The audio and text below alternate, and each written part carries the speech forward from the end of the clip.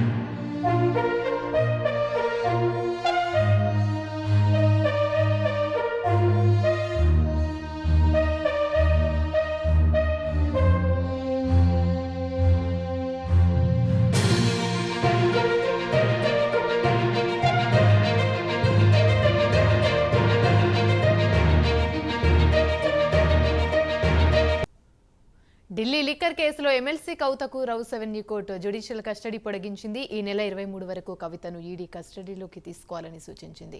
కవిత బయటకు వెళ్తే దర్యాప్తును ప్రభావితం చేసే అవకాశం ఉందని ఈడీ తరపు న్యాయవాదులు కోర్టులో వాదించడంతో న్యాయస్థానం కవితకు మరోసారి రిమాండ్ పొడిగించింది.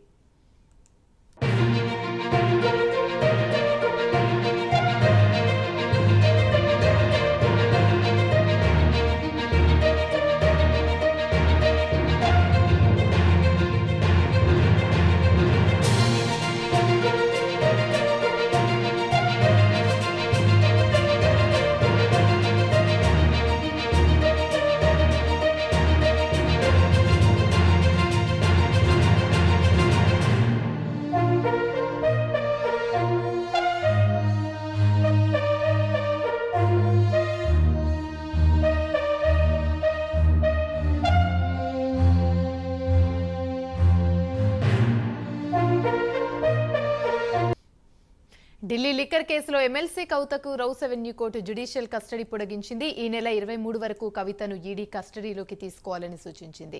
ఇదే అంశానికి సంబంధించి మరిన్ని వివరాలు మా ప్రతినిధి రామకృష్ణ అందిస్తారు. రామకృష్ణ, చెప్పండి.